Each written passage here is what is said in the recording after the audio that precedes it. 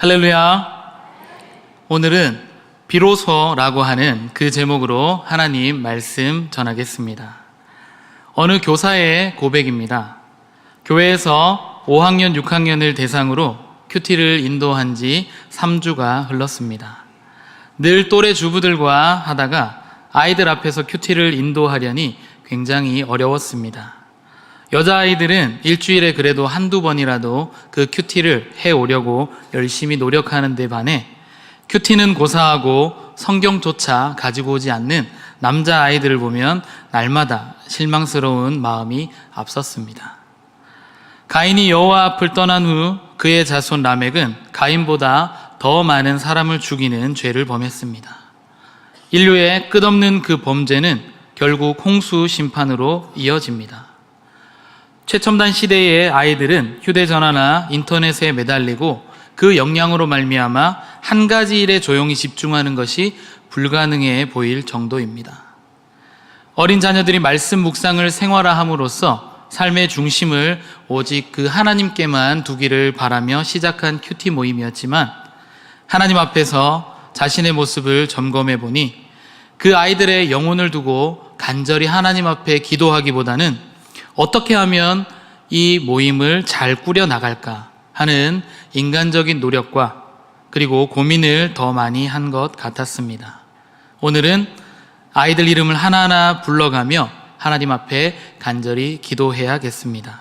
그들이 하나님 앞에 온전히 붙들려 이 세대를 새롭게 하는 하나님의 일꾼들이 다 될 수 있도록 그렇게 간절히 기도하겠습니다. 라는 어느 교사의 고백이었습니다.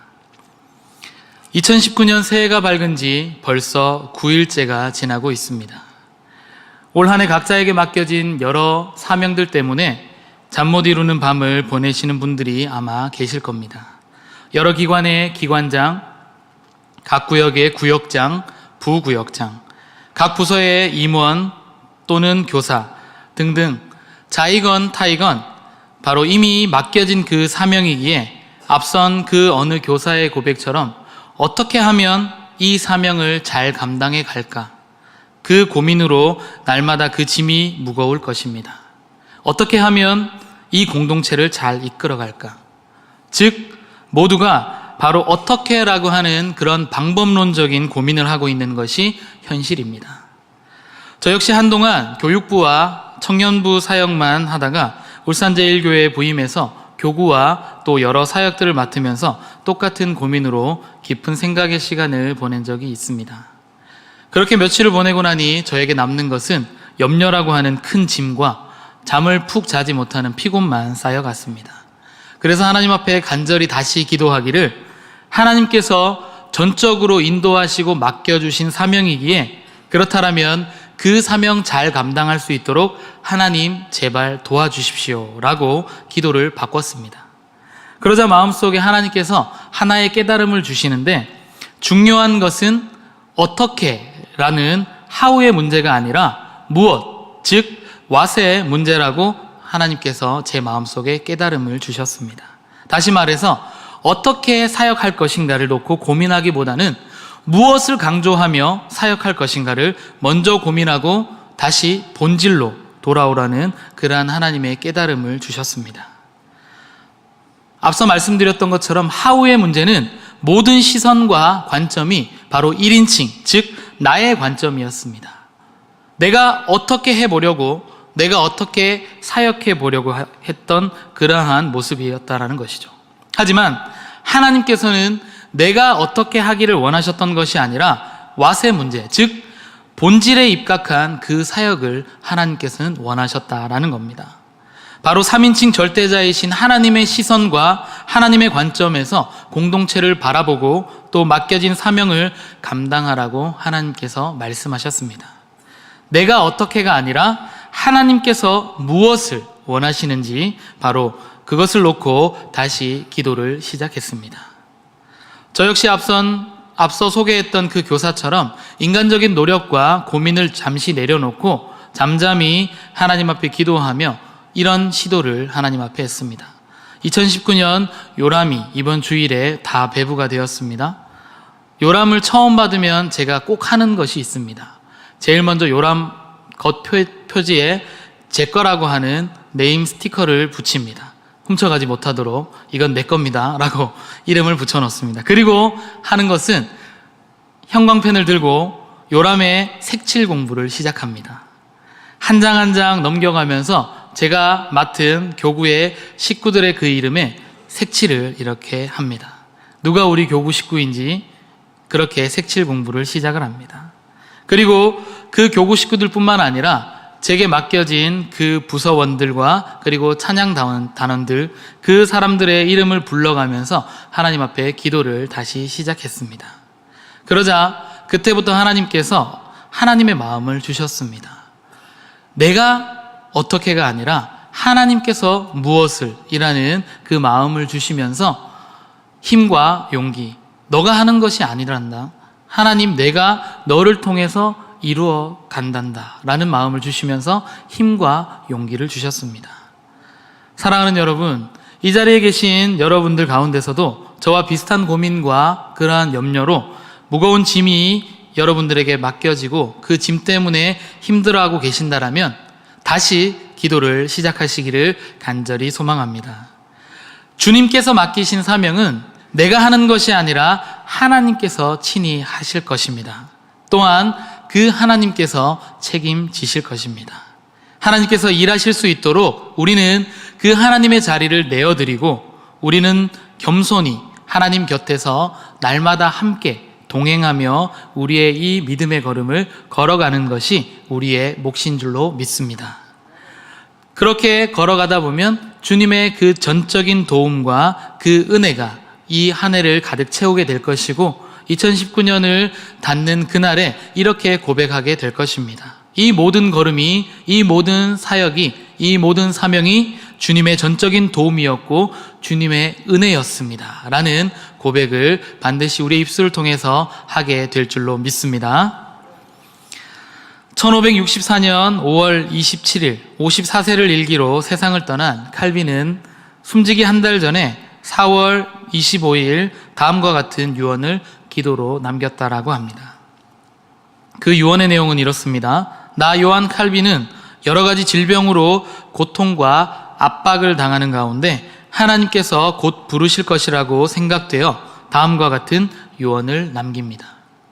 무엇보다 하나님께 감사하는 것은 나를 우상숭배의 그 깊은 어두움 속에서 건져내어 복음의 빛 가운데로 인도하여 구원받게 하시고 나의 모든 허물과 죄를 담당하신 일인데 나는 그런 은혜를 받을 아무런 가치가 없는 망할 수밖에 없는 사람임을 고백합니다.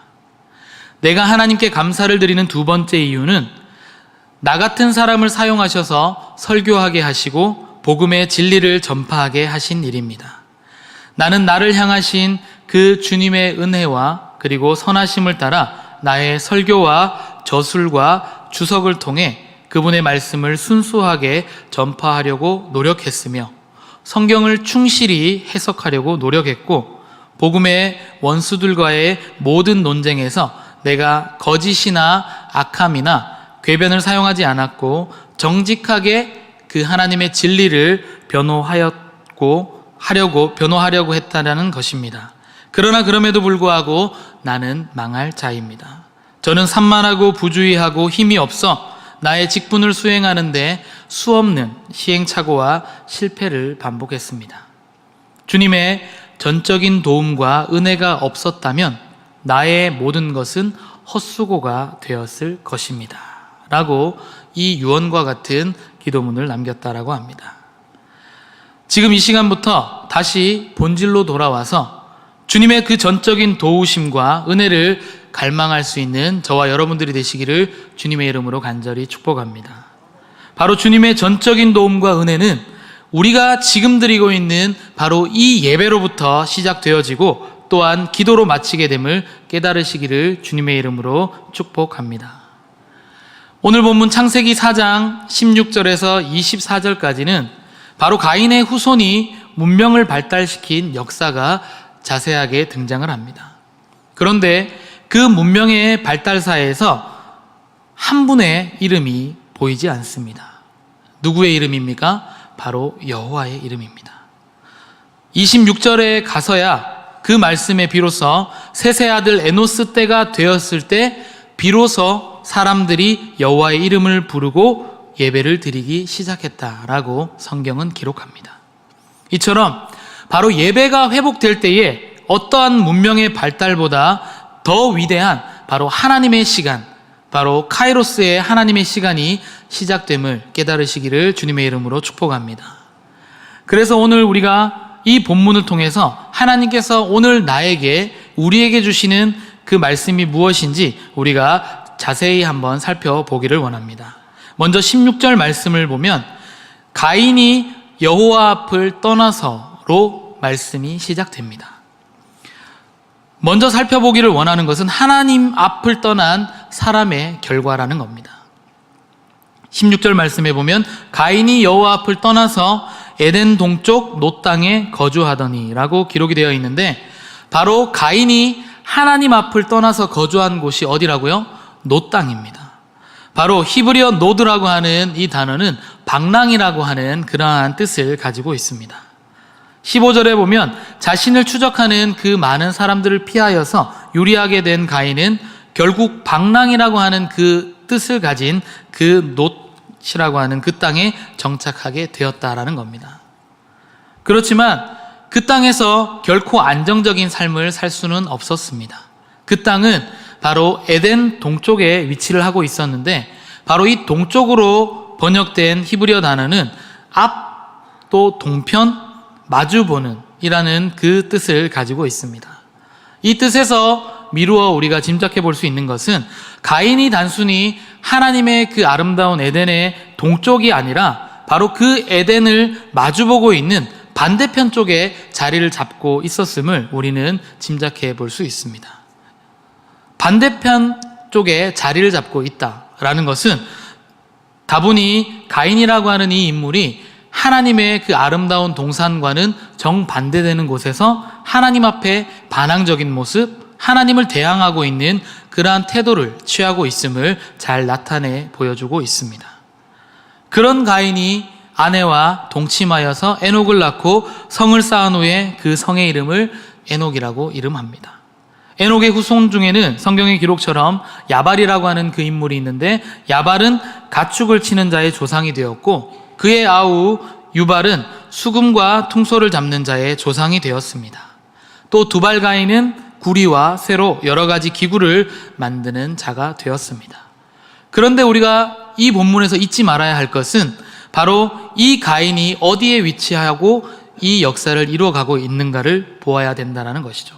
앞서 말씀드렸던 것처럼 바로 에덴과는 반대편 쪽에, 하나님과는 오히려 반대편 쪽에서 하나님께 반항하고 하나님 앞에 대항하는 그러한 태도 가운데서 이러한 인생의 여정이 이어지고 있다는 겁니다. 가인이라고 하는 이 인물이 죄를 범한 후에 하나님 앞을 떠나게 됩니다. 이는 공간적으로 그냥 단순히 멀어지는 것만을 의미하는 것이 아니라 하나님과의 그러한 관계적인 것, 그리고 하나님과의 그 영적으로 완전히 하나님을 떠나는 것을 의미합니다. 하나님을 떠난 가인, 그 가인은 자신의 성을 쌓고 울타리를 치기 시작합니다. Out of sight, out of mind. 발음 괜찮습니까? 눈에서 멀어지면 마음에서도 멀어진다. 즉 하나님께 멀리 떠난 이 가인이라고 하는 인물, 하나님의 그 마음에서도 멀어지고 결국은 자신의 성을 쌓고 울타리를 치기 시작했다라는 겁니다. 이때부터 성을 쌓음으로써 자신의 재산이나 영역을 구별하는 일이 생겼다라는 겁니다. 가인은 아들의 이름을 따서 그 성의 이름을 에녹이라고 이름을 붙입니다. 하나님을 떠난 가인의 바로 자기중심적인 그리고 폐쇄적인 교만함을 엿볼 수 있는 대목입니다. 이후에 에녹의 후손 라멕은 아다와 실라라고 하는 그 두 아내를 취하는데, 기록상 라멕은 바로 욕망과 쾌락을 추구했던 대표적인 인물입니다. 이들을 통해서 태어난 앞서 설명드렸던 것처럼 야발은 가축 치는 자의 조상, 유발은 수금과 퉁소를 개발하여서 악기를 제조함으로써 음악가들의 조상이 되었고, 두발가인은 굴이나 쇠와 같은 금속으로 날카로운 연장을 제조하는 금속 기술의 선구자가 되었습니다. 이와 같이 가인의 후손은 그냥 문자적으로만 우리가 받아들인다라고 하면 그 가인의 후손은 찬란한 문명을 발전시킨 주역으로 우리는 얼핏 볼 수가 있습니다. 하지만 제가 앞서 강조했던 것처럼 바로 이 후손들이 놓치고 있었던 가장 중요한 이름 누구입니까? 바로 여호와라는 겁니다. 우리는 오늘 이 본문 속에서 바로 가인을 통하여서 우리의 삶을 한번 점검해 보아야 합니다. 그냥 단순히 가인이 하나님을 떠나서 하나님과 마주보는 곳에서 하나님께 반항하고 하나님 앞에 대항하는 그러한 그저 가인의 삶이라고 우리가 치부하고 끝내버리는 것이 아니라 그 삶과 너무나 닮아있는 우리의 삶을 한번 점검해 보고 그 가운데 우리가 반드시 회복해야 할 것이 무엇인지, 다시 우리가 점검해 보아야 할 것이 무엇인지 우리가 말씀을 통하여서 깨달아야지만이 오늘 이 예배를 하나님께서 기뻐 받으실 줄로 믿습니다. 하나님을 떠난 가인, 자신의 성을 쌓고 자신의 재산과 거주에 대한 경계를 정하기 시작했다라는 겁니다. 창조된 모든 피조 세계가 바로 창조주 하나님의 것임에도 불구하고 교만하고 어리석은 사람들은 자신의 영역과 자신의 경계를 표시하면서 자신의 소유인 양 그것들을 주장하고 그렇게 그 주장하는 가운데 문화라고 하는 이름으로 그 모든 문명들이 발달하기 시작했다라는 겁니다. 또한 가인의 후손을 통하여서 목축업이 시작이 되었고 악기 제조를 통해서 음악과 또 음악뿐만이 아니라 유흥산업이 또 발달하게 되었고 날카로운 그 연장과 도구를 제조하는 그 기술이 발달함으로써 산업과 공학이 발달하기 시작합니다. 문명과 문화의 그 창출로 인류는 새로운 국면에 도달하게 되는 것처럼 그렇게 보입니다. 지속적으로 발달하고 성장하는 것처럼 보입니다. 그러나 그 유구한 문명과 문화의 그 발달의 역사 가운데서 가장 중요한 여호와 이름이 없었다라는 겁니다. 찬란해 보이는 그 문명과 문화가 하나님을 떠난 상태에서 이루어지고 있음을 우리는 오늘 본문을 통하여서 깨달아야 할 줄로 믿습니다. 이 본문을 통해서 우리가 점검해 보아야 할 것이 무엇이냐? 바로 우리들의 삶 속에서도 바로 나의 모든 계획이 하나부터 열까지 다 척척 이루어지는 것 같이 보여지고 또 세상 사람들이 인정해주는 그러한 성공자의 삶을 사는 것 같을지라도 그 삶 가운데 가장 중요한 여호와의 이름이 없다라면 헛되고 헛되며 헛되고 헛되니 모든 것이 헛될 뿐임을 우리는 반드시 기억해야만 합니다. 내 삶이 모든 것이 정말 탄탄대로를 걷는 것과 같은 그러한 하루하루를 살아간다 할지라도 모든 부와 명예를 다 누리며 살아간다 할지라도 남들이 부러워하는 그러한 건강을 다 가지고 내가 하루하루를 충실하게 살아간다 할지라도 그 삶 가운데 여호와 하나님의 이름이 없다라면 그 인생은 헛될 뿐임을 우리는 반드시 기억해야만 합니다. 수많은 현대인들은 문화 창조와 문명 발달에 지대한 관심을 갖고 있습니다. 그러나 그런 문화와 그러한 문명의 도구를 발견하고 창조하는 일이 영적인 일과 동일하게 발전될 것이라는 착각을 버려야 한다라는 겁니다. 우리가 이전에 비해서 너무나 풍요롭게 먹고 사는 문제에 있어서 우리는 자유함을 누리고 살아갑니다. 이전에는 정말 먹을 것이 없어서 과연 다음 끼는 무엇으로 배를 채울까 고민합니다. 그렇게 한 끼 한 끼를 먹으면서 살아왔습니다. 그런데 오늘날에 우리는 어떻습니까? 너무나 먹을 음식이 많아서 종류가 많아서 도대체 이 많은 음식 중에서 내가 오늘 한 끼는 무엇을 먹을까 고민을 하게 된다는 것이죠. 그런데 그만큼 풍요로운 세상을 살아가고 있고 많은 발전을 이루는 오늘을 살아가고 있음에도 불구하고 우리의 영적인 모습은 과연 그만큼 풍요로워져 있는가? 그 질문 앞에 저와 여러분들 자유로울 수 없을 것입니다. 우리가 외형적으로 성장하는 것처럼 영적인 부분도 같이 성장하면 너무나 좋겠는데 그것이 함께 성장하지 못하고 있는 오늘의 안타까운 현실을 발견하게 됩니다. 오히려 그 문화와 문명의 발전이 오히려 인류와 죄와 악을 유발하는 환경이 될 수도 있다라는 겁니다. 여호와의 이름이 없으면 아무리 발전된 문명도, 아무리 화려한 문화도 아무런 의미가 없다라는 것을 우리는 기억해야만 합니다.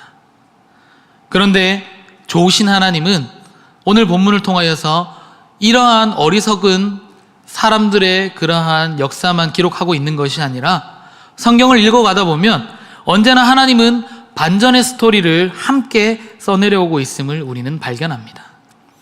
이렇게 여호와 앞을 떠난 가인의 그 후손들과는 달리 하나님은 또 다른 곳에서 바로 하나님의 역사를 시작하고 계신다라는 겁니다. 하나님께서는 가인이 죽인 그 아벨을 대신하여서 다른 씨, 즉 셋이라고 하는 그 한 명의 인물을 허락해 주셨고 또 그를 통하여서 하나님의 역사를 새롭게 시작하고 있다라는 겁니다.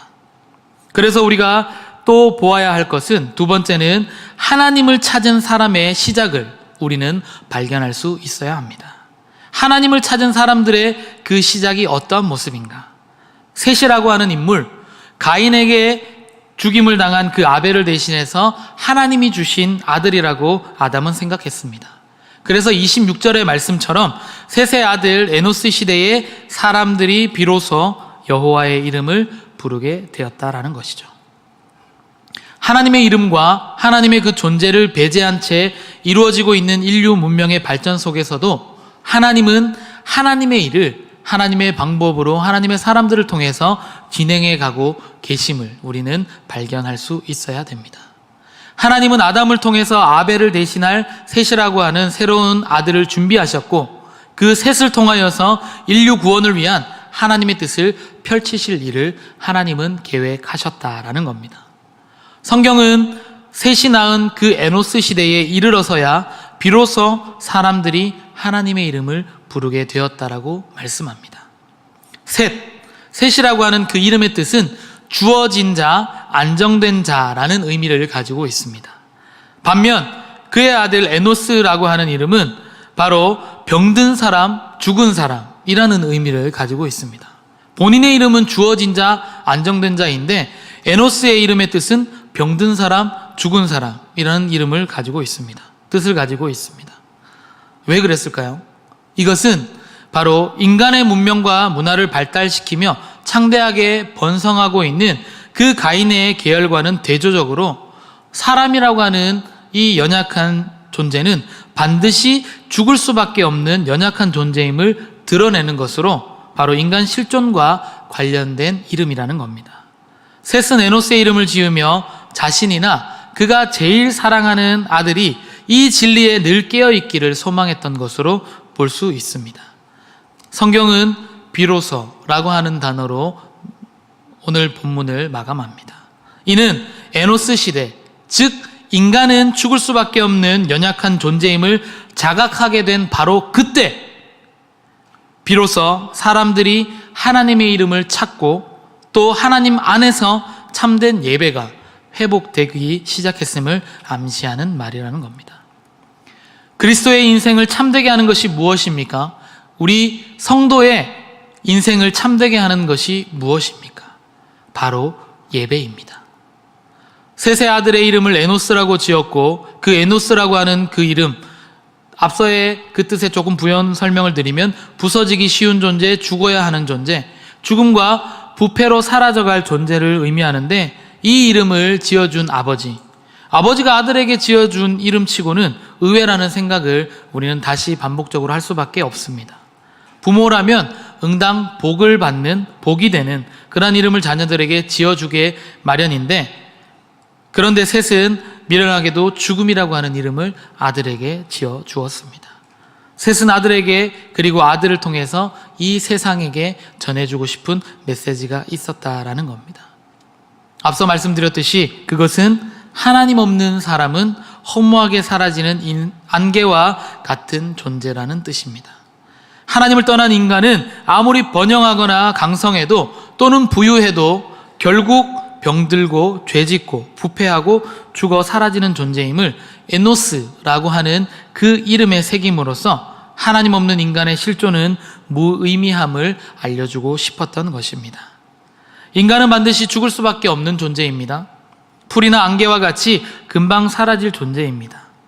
오직 하나님을 향하여서 나아가야 하고 하나님을 의지해야 한다라는 그 메시지를 그 당대에 뿐만이 아니라 바로 오늘을 살아가고 있는 우리들에게도 동일하게 이 메시지를 전하려고 했다라는 겁니다. 바로 그때 참된 예배가 다시 회복되었다라고 성경은 기록합니다. 바로 내 자아를 하나님 앞에 철저하게 부인하고 내 자아를 하나님 앞에 철저하게 죽이고 오직 하나님의 이름을 부를 때에 바로 참된 예배를 드릴 수 있음을 우리는 기억해야만 합니다. 말씀을 정리하겠습니다. 광야로 쫓겨난 가인의 삶, 불행의 연속이었습니다. 가인은 자신만의 성을 쌓고 아들의 이름을 따서 에녹이라고 그 성의 이름을 붙입니다. 그의 후손 야발은 가축 치는 자의 조상이 되었고 유발은 수금과 퉁소를 부는 자의 조상이 되었고 두발 가인은 구리와 새로 기구를 만드는 자의 조상이 되었습니다. 가인의 후손은 인간의 운명을 일으키는 업적을 이루었지만 성경이 말해주는 결과로 그들은 모두 실패자들이었습니다. 그들은 하나님을 떠나 가장 중요한 여호와 이름을 부르지 않았고 결국 그들은 예배를 상실했기 때문입니다. 그런데 하나님은 에노스의 시대에 이 예배를 회복하셨습니다. 사랑하는 여러분, 지금 이 시대에 다시 기억해야 할 이름 에노스, 바로 인간의 연약함을 깨닫고 다시 전능하신 그 하나님 앞으로 우리가 나아가서 비로소 하나님 여호와의 그 이름을 부르기 시작한 에노스의 시대가 바로 오늘 살아가는 우리의 이 시대에 반드시 회복돼야 될 줄로 믿습니다. 오늘 말씀의 제목이 무엇입니까? 비로소입니다. 비로소의 사전적인 의미는 어떤 일이나 현상이 다른 어떤 계기로 말미암아 또는 꽤 오랜 기다림 끝에 처음으로 이루어짐을 나타내는 말이라는 뜻을 가지고 있습니다. 우리는 예수 그리스도를 나의 구주로 영접한 그 순간부터 예배를 드리기 시작했습니다. 처음에는 너무나 생소했던 그 예배의 언어들이 이제는 제법 알아들을 수 있을 만큼 지식적으로는 성장했습니다. 그런데 성장하면서 우리가 잃어버린 마음이 있습니다. 바로 간절함입니다. 이 예배 한 번을 드리기 위해서 우리의 마음속에 얼마나 간절함이 있었는지, 얼마나 절박함이 있었는지, 얼마나 사모함이 있었는지를 우리는 다시 점검해 보아야 합니다. 1년 평균 52주, 이 52번의 예배를 빠짐없이 드린다라는 것 결코 쉬운 일이 아닙니다. 또 예배가 얼마나 많습니까? 주일 새벽 예배부터 주일낮 1부, 2부, 3부, 주일 오후 예배, 그리고 오늘처럼 수요 예배, 또 이틀 후에 금요 기도회, 매일 새벽 예배, 엄청난 수의 예배 가운데 우리는 이미 간절함과 절박함과 사모함을 상실한 채 예배 현장 가운데 나와 있는지도 모릅니다. 사랑하는 여러분, 제가 특별히 52주 예배를 빠지지 않고 드릴 수 있는 방법을 제가 알려드리겠습니다. 제가 알려드리는 이 방법대로만 실천하시면 52주 한 번도 빠짐없이 예배를 드릴 수 있습니다. 잘 들으시기 바랍니다. 지금까지 졸며 자며 들으셨을지라도 이것만 잘 들으시면 오늘 예배는 성공한 겁니다. 모든 사람은 3일, 3주, 3달을 넘기기 가장 어려워합니다. 그래서 생겨진 말이 있지 않습니까? 작심 3일. 이 말처럼 3일째 고비가 찾아옵니다. 이 3일째 고비가 찾아오는데 그때 우리가 이 마음을 다시 잡으면 됩니다. 작심 3일을 걸어오다가 3일째 되는 날에 마음이 약해졌을 때 다시 작심 3일을 하는 겁니다. 놀라운 방법이지 않습니까? 열심히 이틀 예배 드리다가 3일째 되는 날에 마음이 흔들릴 때 다시 작심 3일을 하는 겁니다. 다시 1일, 2일, 또 작심 3일. 이렇게 마음이 흔들릴 때 우리가 마음을 다잡는 것. 3주 열심히 교회 출석하다가 마음이 다시 흔들리면 우선순위가 흔들릴 때 다시 작심 3주를 하고 또 흔들리면 다시 작심하고 이렇게 17번만 작심하면 1년 52주 주일 성수를 완성하게 될 줄로 믿습니다. 아멘. 그런데 더욱 중요한 것은 이런 52주라고 하는 예배의 횟수보다 오늘 본문에 기록되어 있는 말씀처럼 비로소 여호와의 이름을 불렀더라. 우리들의 반복적인 인생 가운데에서 비로소 어떤 일이나 현상이 다른 어떤 계기, 즉 바로 이 예배로 말미암아 또는 꽤 오랜 기다림 끝에 처음으로 하나님의 그 구원의 감격 속에서 은혜를 경험하게 되는 놀라운 일이 바로 우리들의 현실이 될 수 있기를 주님의 이름으로 간절히 축복합니다. 사랑하는 여러분, 올 한 해 어떻게 살아가야 할까를 고민하기에 앞서서 우리 삶의 본질 되시는 여호와 하나님 앞으로 나와서 그의 이름만 의지하고 그의 이름만 부를 때에 하나님은 우리를 통하여서 친히 역사하실 줄로 믿습니다. 모든 삶의 우선순위 가운데 예배가 최우선되어지고 또 예배를 통하여서 부어주시는 하나님의 놀라우신 그 기름 부으심을 맛본다라면 하나님께서 우리 삶을 반드시 회복시키시고 또한 우리를 통하여서 그 하나님의 아름다운 나라를 이 땅 가운데 건설해 가실 줄로 믿습니다. 아버지께 참되게 예배하는 자들은 영과 진리로 예배할 때가 오나니 곧 이때라. 아버지께서는 자기에게 이렇게 예배하는 자들을 찾으시느니라. 하나님은 영이시니 예배하는 자가 영과 진리로 예배할지니라. 아멘.